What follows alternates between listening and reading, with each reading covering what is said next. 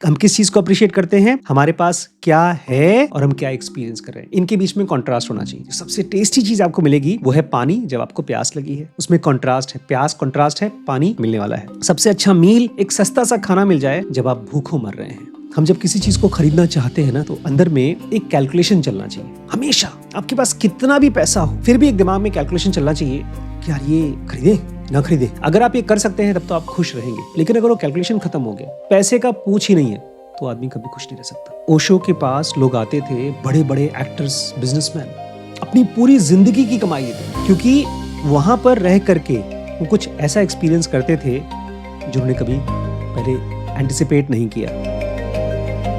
नमस्कार दोस्तों, अभी भी श्रीश ने बहुत ही अच्छा वीडियो बनाया है, भले उसको पसंद नहीं आया, क्योंकि ये रेंगने वाला स्टेप है। रेंगने वाला स्टेप सबसे मुश्किल होता है। आज मैंने अपना 3rd चैप्टर लिखा है और इस तरह के चैप्टर्स बहुत बार लिखा था। उसके बाद मुझे इतना खराब लगा कि मैंने कभी उसको लिखा ही नहीं आगे।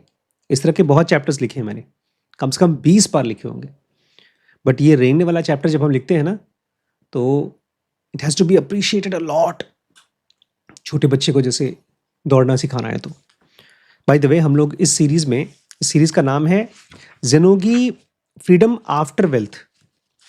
जब आपके पास पैसा आ गया है तब आप कैसे जिएं, लेकिन उसको पहले भी यूज़ कर सकते हैं। मुझे याद है जब मैं 12th पास कर चुका था, MBBS 2nd ईयर में था और मैं स्पिरिचुअलिटी के चक्कर में फंस गया था।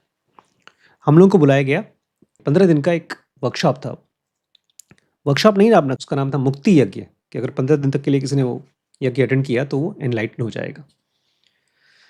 उससे मैं एनलाइटन तो नहीं हुआ, लेकिन मेरे अंदर में डीप इंटरेस्ट जग गया और एक अंदर में बिलीफ पैदा हो गई कि because I value this thing, I can keep working on this.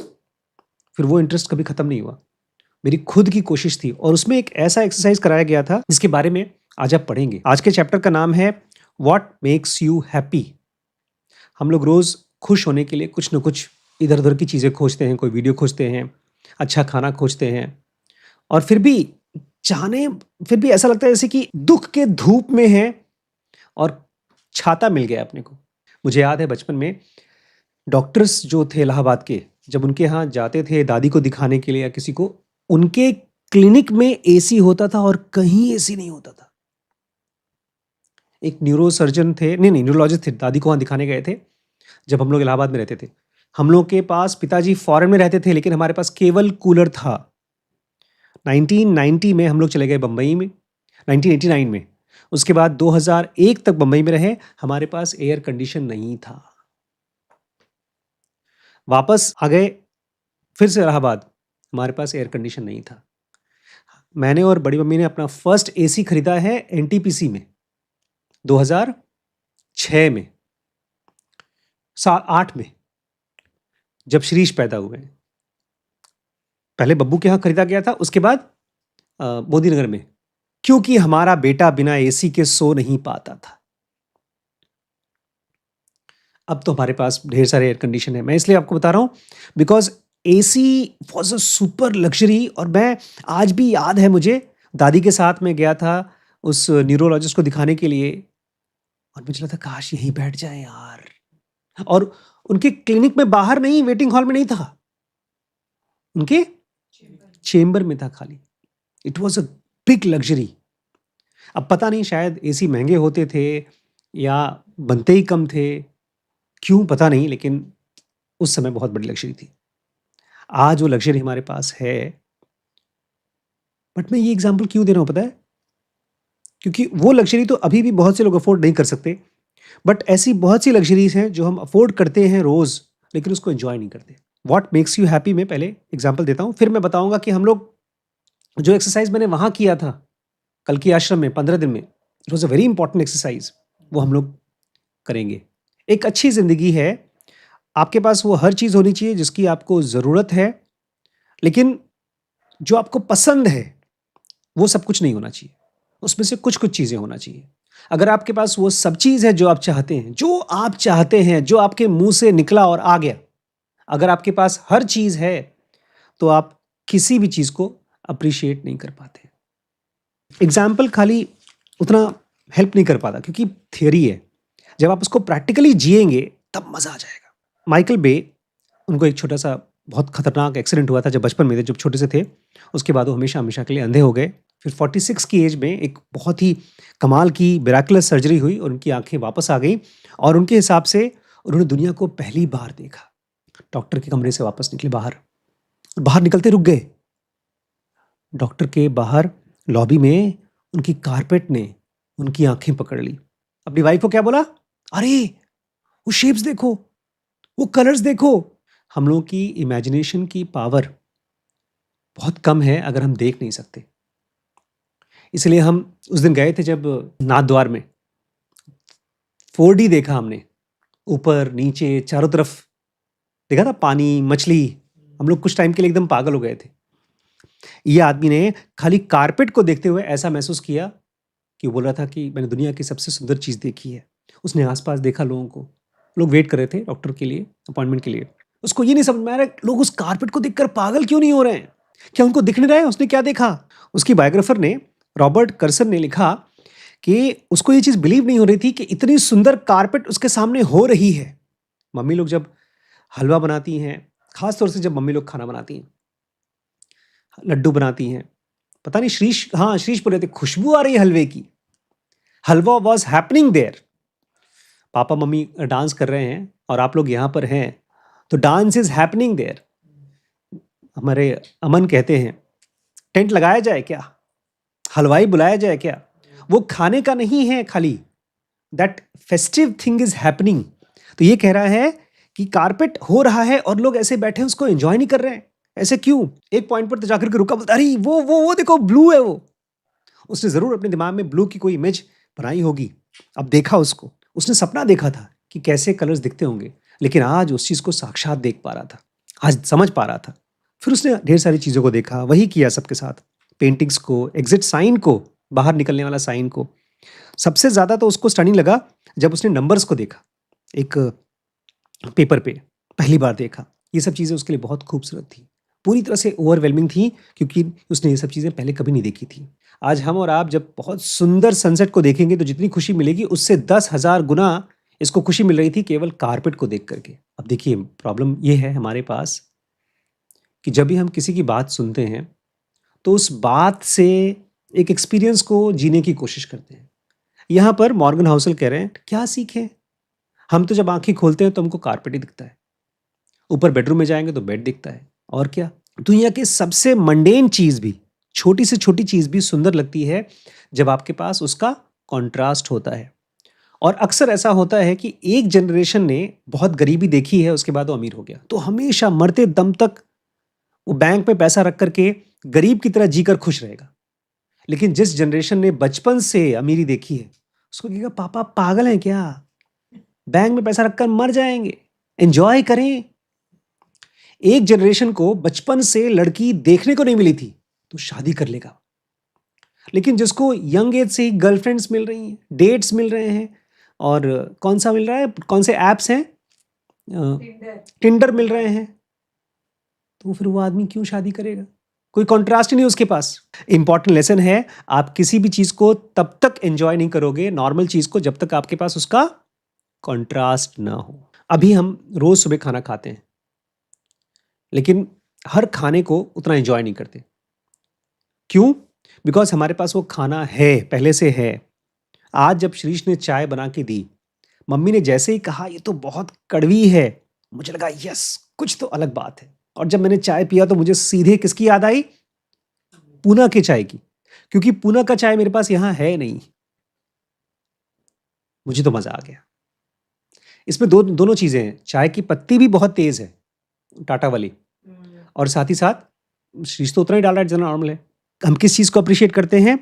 हमारे पास क्या है और हम क्या एक्सपीरियंस कर रहे हैं, इनके बीच में कॉन्ट्रास्ट होना चाहिए। जो सबसे टेस्टी चीज़ आपको मिलेगी वो है पानी, जब आपको प्यास लगी है, उसमें कॉन्ट्रास्ट है, प्यास कॉन्ट्रास्ट है, पानी मिलने वाला है। सबसे अच्छा मील, एक सस्ता सा खाना मिल जाए जब आप भूखों मर रहे हैं, आपका बच्चा हो गया, सोने नहीं दे रहा है, लेकिन हाँ 10 मिनट के लिए सो गया, हम लोग बड़े खुश होते थे, अरे श्रीश देवांश सो गए भैया। ये है सबसे अच्छी स्लीप। इस चीज़ को अंदर ले जाइए अगर आप चाहते हैं कि आप रमण महर्षि जैसे एनलाइटेंड हो सकें, अगर आप एनलाइटेंड होना चाहते हैं तो ये ध्यान रखिएगा, अगर आप ये कहते हैं यार ये अच्छा खाना ऐसा होता है, या ये अच्छा कपड़ा ऐसा होता है, अच्छी जगह ऐसी होती है, कोई भी चीज ऑब्जेक्टिवली अच्छी नहीं होती। अगर ये आप जान जाएं तो आप अपने अंदर में उसका पहले कॉन्ट्रास्ट प्रिपेयर करेंगे। जिसको भी आप गुड कहेंगे वो आपकी एक्सपेक्टेशन और रियलिटी का डिफरेंस है। आज मैंने 3 चैप्टर्स रेडी किए। वो गुड इसलिए है बिकॉज़ मैंने अपनी एक्सपेक्टेशन खाली रखी थी, कुछ तो गड़बड़ निकालूँगा, उल्टी करूँगा, लेकिन वो सब के सब स्ट्रक्चर्ड सेंटेंसेस में आए। मुझे बड़ी खुशी है। अगर वहीं पर मैं सोचता थिंकिंग फास्ट एंड स्लो जैसे चैप्टर लिखूँगा, तो मुझे खुशी नहीं मिलती आज 3 चैप्टर्स को लिखकर। गुड मतलब जो आपके पास अभी है और क्या आपके पास था या आप क्या एक्सपेक्ट कर रहे थे। वो कॉन्ट्रास्ट बहुत बार हम लोगों को ना अपने एम्प्लॉइज़ के ऊपर गुस्सा आता है। अच्छा काम नहीं कर रहे हैं। मुझे उस समय पता है क्या याद आता है? मेरे पास एक बंदा है जो मुझे हेल्प करने को आ सकता है और मैं उसको अफ़ोर्ड कर सकता हूँ। भैया कितनी बड़ी फ्रीडम है। जब मैं चंदन में काम करता था तो कोई एम्प्लॉय ही नहीं था मेरे पास। आज हमारे पास एम्प्लॉइज़ हैं। हमेशा अगर आप खुश होना चाहते हैं किसी सिचुएशन में तो कॉन्ट्रास्ट आपको खुश करेगा, ना कि वो अमाउंट। हाँ, बहुत कम चीज़ें आपको ध्यान में रखनी है जब आप पैसा खर्च कर रहे हैं। आज अगर हमारे पास सब कुछ है जो एक अमीर आदमी के पास हो सकता है, जैसे हमारे दोस्त बागड़ी जी हैं या मेरा छोटा भाई अमित है जिसको मिलने जा रहे हैं, हम उससे ज़्यादा अमीर हैं क्योंकि हम इस बात को जानते हैं कि हमारे पास वो सब चीज़ है जिसकी हमको ज़रूरत है। गर्म पानी नहाने के लिए, जब बीमार हैं, दर्द है तो दवाई खरीद सकते हैं। हमारे पास कार है, अगर कहीं जाना है तो हमारे पास वो सब चीज़ है जो हमको इसकी ज़रूरत है। लेकिन वो सब चीज़ें नहीं हैं जो हमको अच्छी लगती हैं। हम जब किसी चीज़ को खरीदना चाहते हैं ना, तो अंदर में एक कैलकुलेशन चलना चाहिए। हमेशा, हमेशा आपके पास कितना भी पैसा हो, आप 100 करोड़ कमा सकते हो, फिर भी एक दिमाग में कैलकुलेशन चलना चाहिए कि यार ये खरीदें, ना खरीदें? कहीं ऐसा तो नहीं कि पैसा बर्बाद हो रहा है? अगर आप ये कर सकते हैं तब तो आप खुश रहेंगे। लेकिन अगर वो कैलकुलेशन खत्म हो गया, जाओ ले लो। पापा मुझे कार चाहिए, जाओ ले लो। मुझे घर खरीदना है, जाओ ले लो। मुझे फ़ोन खरीदना है, जाओ ले लो। पैसे का पूछ ही नहीं है, तो आदमी कभी खुश नहीं रह सकता। ओशो के पास लोग आते थे, बड़े-बड़े एक्टर्स, बिज़नेसमैन, अपनी पूरी ज़िंदगी की कमाई दे देते थे। क्योंकि वहाँ पर रह कर के वो कुछ ऐसा एक्सपीरियंस करते थे, जो उन्होंने कभी पहले एंटिसिपेट नहीं किया। कोई चीज़ अगर आप खरीदना चाहते हैं, इसके लिए कई महीनों से आप पैसा बचा रहे हैं। आप कोई ऐसी चीज़ अचानक से पा जाते हैं जो आपने एक्सपेक्ट नहीं किया। आप एक पीरियड से नेक्स्ट पे अचानक से जो आप चेंज देखते हैं, यही है जो आपकी खरीदारी को खुशी बना देती है। मैं जब इसको पढ़ता हूँ ना, एमआई को, मैं सचमुच में हर एक बार जब वीडियो बनाता हूँ, मैं बचा-बचा के इसलिए वीडियो बना रहा हूँ उसका, खत्म ना हो जाए। क्योंकि जो डिस्कवरीज़ इन्होंने की है, उस दिनों का पढ़ने के बाद भी मैं सोच नहीं पाया हूँ। प्लस मेरे पास इतने ढेर सारे एडिक्ट्स नहीं मिले थे कि मैं उनके ऊपर एक्सपेरिमेंट करके, चेंज ला करके कॉन्फिडेंस टॉक खोज सकूँ। और कॉन्फिडेंस टॉक को रिस्पॉन्ड कैसे करते हैं? 4 चीज़ों के ज़रिए। अरे यार, कमाल की चीज़ उसने खोजी। कौन-कौन सी? Open questions, affirmation, reflection, summarising. ऐसा लगता है, मैंने पहले भी कहा है, ज़ेनोगा का 10th चैप्टर का एक पूरा बुक बन गया। ये खुशी मुझे महसूस होती है केवल एक किताब पढ़ने भर से। अभी तक मैंने उसको यूज़ करना नहीं सीखा है। थोड़ा सोचिए, जब आपको पहली बार सैलरी के नाम पे कुछ मिला होगा, अपनी पहली नौकरी से आपने कैसा फ़ील किया था? मुझे तो बहुत ही ख़राब फ़ील हुआ था, क्योंकि मैं गया था राज नर्सिंग होम है इलाहाबाद में। वहाँ पर उम्मीद करके कि मैं डॉक्टर हूँ, एमबीबीएस हो चुका है, इंटर्नशिप भी ऑलमोस्ट ख़त्म ही हो चुकी थी। हाँ, इंटर्नशिप ख़त्म होने वाली थी। उम्मीद करके चल रहा था कि कम से कम 10-15 हज़ार रुपए की सैलरी मिलेगी। मिली कितनी? 2,000 रुपए। मैं 2 दिन के बाद गया ही नहीं। लेकिन जो सबसे पहली नौकरी मुझे मिली थी, उसमें करीब 8,500 मिले थे। उसमें भी बहुत खुश नहीं था मैं, क्योंकि मैं अंदर-अंदर उम्मीद कर रहा था कि बब्बू को उस समय ज़्यादा सैलरी मिली थी एनटीपीसी में।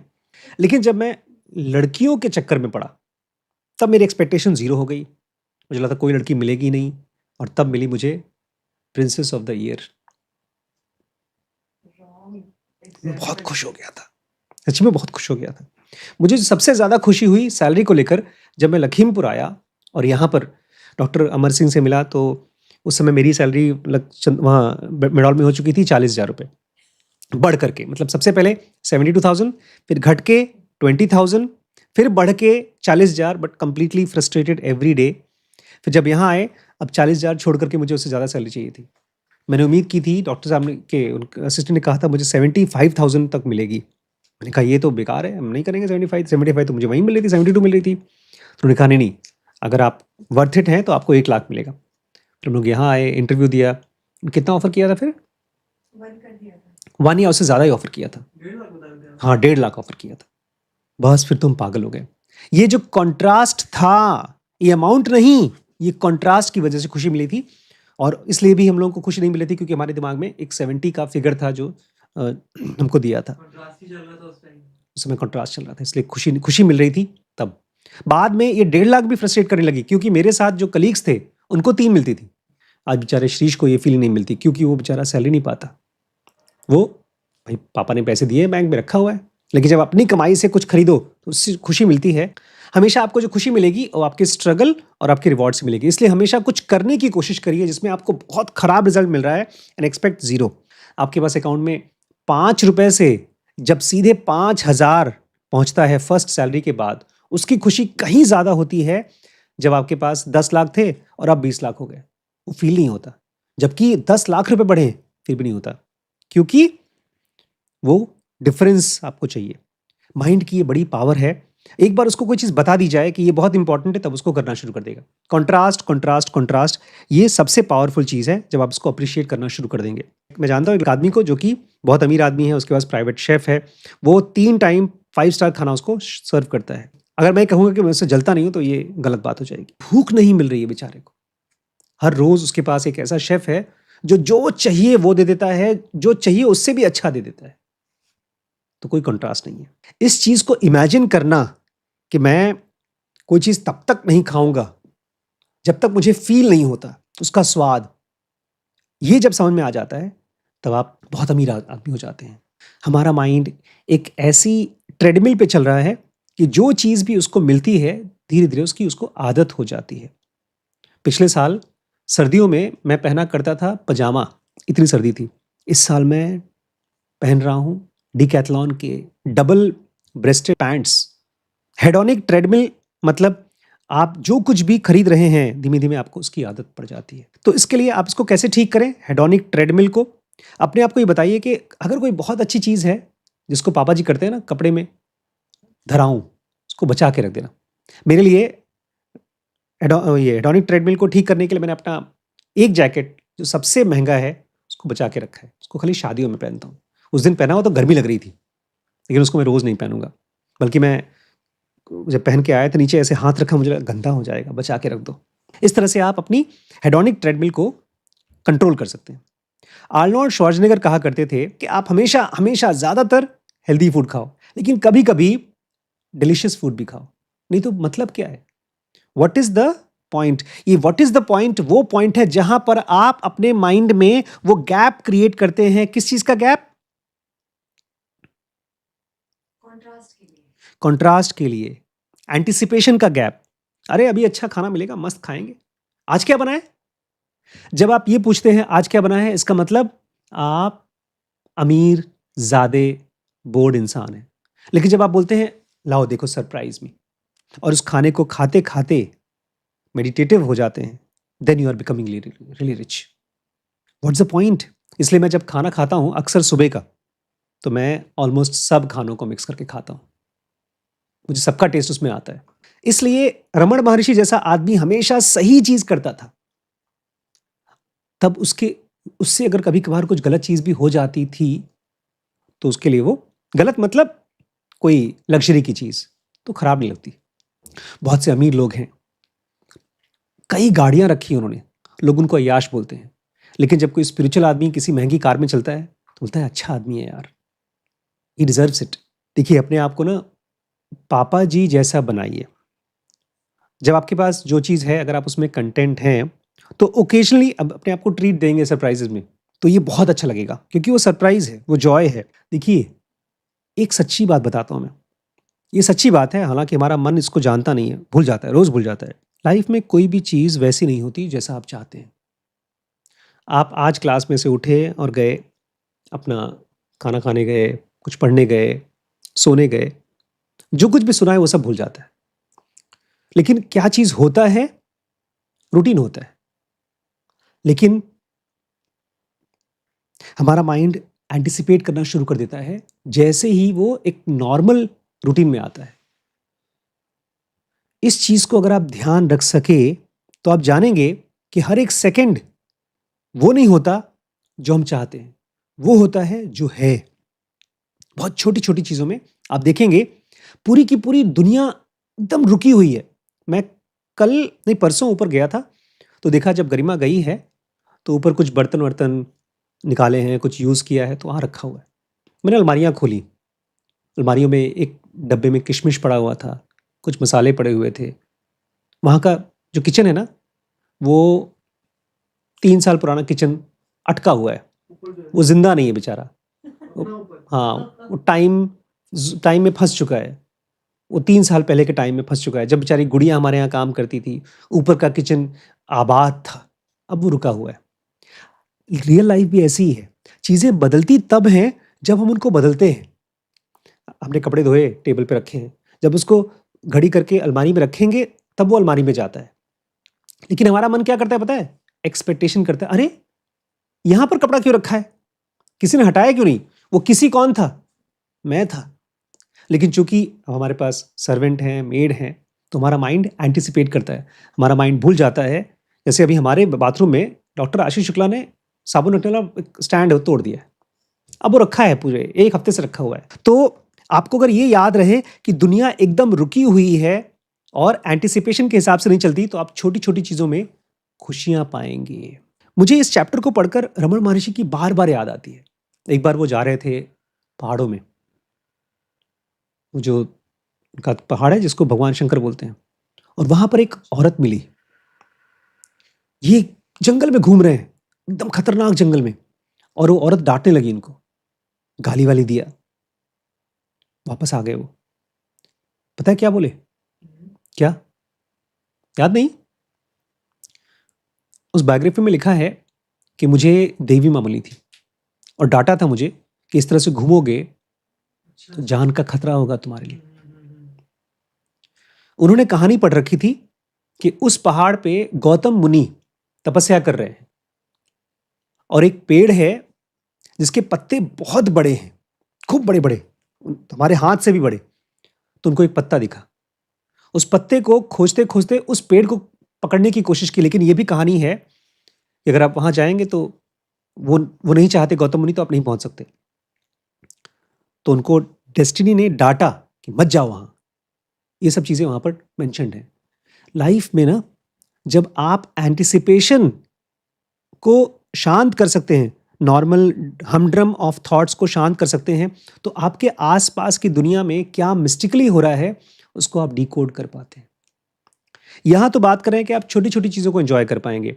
आप एक बिस्किट खा रहे हैं, आप खाना खा रहे हैं, आपके पास बिजली है, आप दवाई खा सकते हैं। लेकिन वो फर्स्ट लेवल है, जब आपके ब्रेन में शुड और नीड दोनों का आप साइड हटा देते हैं कि मेरी अफोर्डेबिलिटी कितनी है यार, कितनी कम है यार मेरे पास। जब इन चीज़ों को आप देख पाते हैं, अपने ब्रेन को देख पाते हैं, अपने इमोशंस को देख पाते हैं, तब धीमे-धीमे आपकी मिस्टिकल आईज़ खुलती हैं। मैंने अभी आपसे क्या कहा?